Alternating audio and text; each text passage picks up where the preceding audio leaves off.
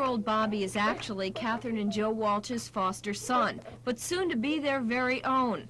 Because this Christmas, the 51-year-old couple has been told they can adopt Bobby. You see, Bobby is a quadriplegic whom the Walshes came to know when he was given up at birth. He was born in a local hospital, and my daughter worked as a volunteer in a local hospital, and she got interested in him. And then eventually she asked me if she could take him home. So I said sure. So she took him home, and we just came on the weekends and holidays, and he just came to be one of the family. It happened at a time when the Walsh's 4 children were grown up and on their own. Why did you decide to take on another child after you had 4 of your own? Well, I just love him, and I feel he needs us, but we need him too, because he brings us so much love and joy here. He's part of our family. Well, we wrestle and play games and things like that. We go to sports, see football games. We like TV, boxing, and football and everything like that, But making Bobby part of the family permanently was a decision the Walshes weighed carefully. At first I thought about my age, I really did, and then not now. I couldn't see my rest of my life without him. The Walshes do just about everything for Bobby since he is unable to walk, talk, eat by himself, or do the simple things we take for granted. Yet the Walshes have made Bobby every bit an ordinary boy by doing all the things with him little boys enjoy, like playing checkers with Dad. Which one? This one? No? Why do you want to jump at that one? Huh? No? Come on. No? Okay. This one? This way? Okay. Okay. Okay, watch this. And when it comes to letting you know what he wants, Mrs. Walsh says, Bobby is every bit a boy. You have to talk to him with a ward board, but he has a nice way of showing you about it, what he really wants, like with his eyes, if his board isn't with him, and he really gets to point across what he wants. The word board Bobby uses now is actually for a 3-year-old child, but because the Walshes are unable to afford $5,000 for a more sophisticated one, they feel Bobby's learning has been stunted. We're working on this electronic communication board. It's called an Express 3, that a voice can be added to it. And then you don't have to be right now you have to be in front of Bobby to see where his eyes is going for the numbers that are on there, because it's numbers all around. And each number is represented to a word on that board. But when the new board, with this new Express 3, he can kind of communicate, it's like a computer, put the words into it, what he wants to say. He can make sentences, and you could be in another room and a bell rings and they'll just come and then he'll tell you what he wants through the board. There are only 10 of these electronic boards being made by a firm in Allentown. Bobby is number 9 on the list if the Walshes can get the money. Boy, are we hoping.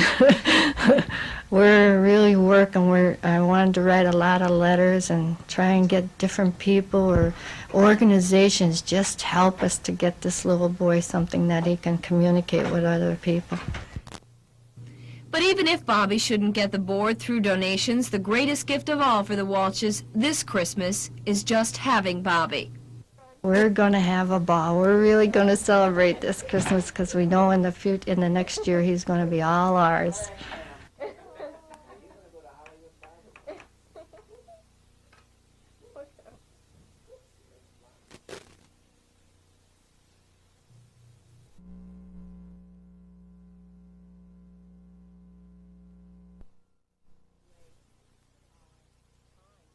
This is little Bobby we told you about on Christmas Day, a quadriplegic, soon to become Catherine and Joe Walsh's son.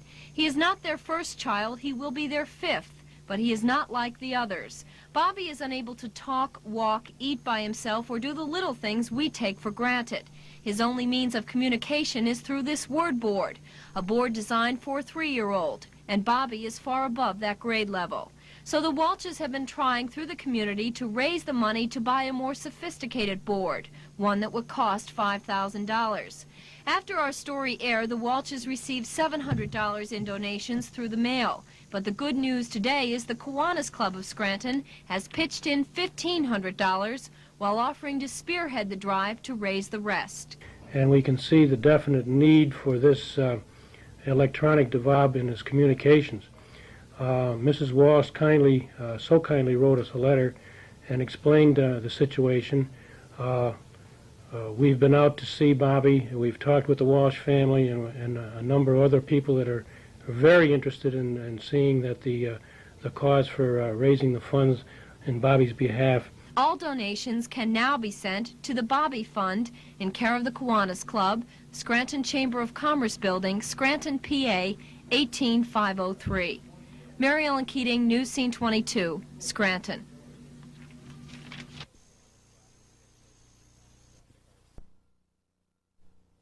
When you first met 10-year-old Bobby last Christmas, he was a foster child in need of help. A quadriplegic, unable to talk or walk, let alone feed himself, Bobby's foster parents, Catherine and Joseph Walsh of Scranton, were the ones who reached out for that help. The mother and father of 4 children of their own, the Walshes took Bobby into their home when he was just a baby, given up at birth. Well, I just love him, and I feel he needs us, but we need him too, because he brings us so much love and joy here. He's part of our family. And Mrs. Walsh isn't kidding. This year, the Walshes adopted Bobby. It was a big day for the whole family, and everyone was there to welcome with open arms Robert Joseph Walsh into the family officially. But that's only a part of all the good that has come to Bobby.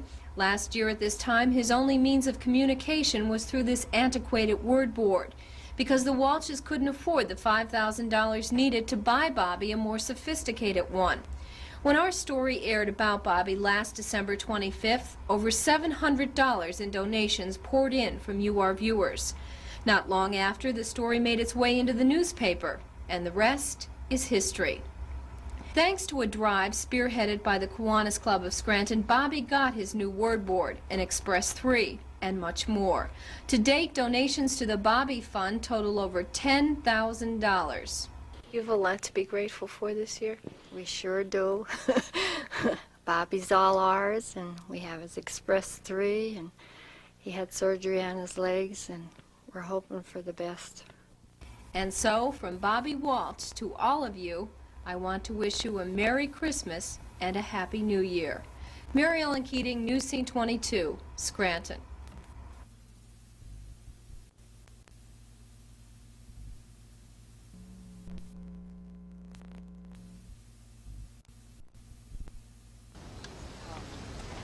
You're seeing a dream come true.